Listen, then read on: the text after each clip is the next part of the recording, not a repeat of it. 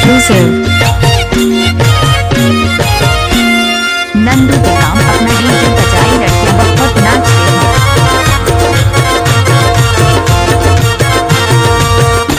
नाचने वाली लड़कियों में दम नहीं तो डीजे वाले क्या करेंगे।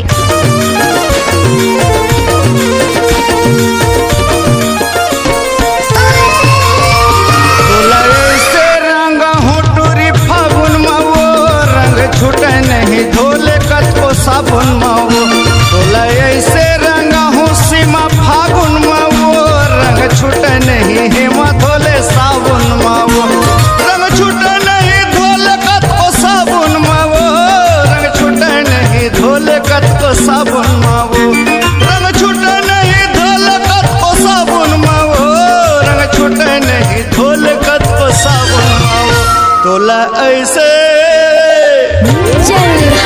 तोला ऐसे रंगा हूँ टूरी फागुन मावो रंग छूटे नहीं धोले कतो साबुन मावो तोला ऐसे रंगा हूँ सीमा फागुन मावो रंग छूटे नहीं देखबे दे साबुन मावो। राजकुमार भाई अब बजा म्यूजिक। कैसे कर भसवे नाचुरी दादा रे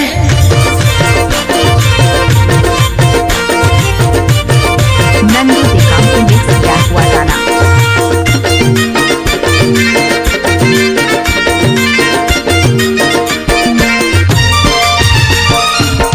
कौन किस्म के तो हवा चलो फागुन याद न चुमू तोर गालवो।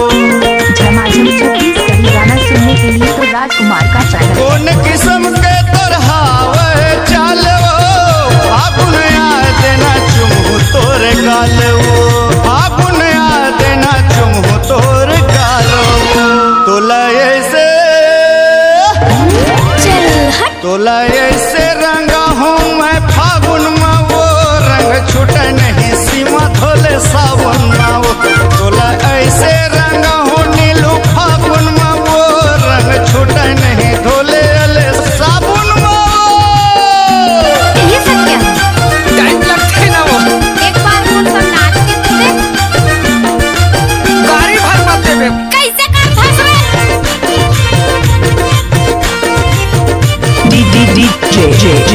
DJ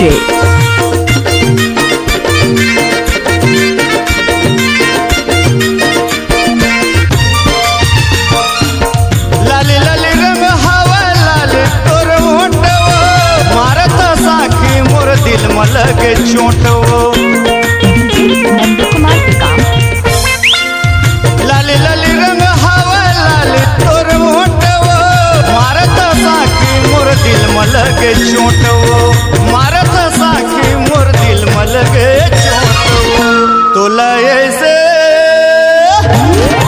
अच्छा तोला ऐसे रंगा हूँ मैं फागुन मावो रंग छूटे नहीं सीमा धोले साबुन मावो तोला ऐसे रंगा हूँ नीलू फागुन मावो रंग छूटे नहीं धोले अले साबुन मावो रंग छूटे नहीं धोले अले साबुन मावो रंग छूटे नहीं धोले अले साबुन मावो रंग छूटे नहीं धोले अले साबुन मावो रंग छूटे नहीं धोले अले साबुन मावो तोला ऐसे कैसे कर भस तोला ऐसे रंगा हूँ मैं फागुन मावो रंग छूटे नहीं हेमा धोले साबुन मावो तोला ऐसे रंगा हूँ मैं फागुन मावो रंग छूटे नहीं नीलू धोले साबुन मावो तोला ऐसे रंगा हूँ मैं फागुन मावो रंग छूटे नहीं हेमा धोले साबुन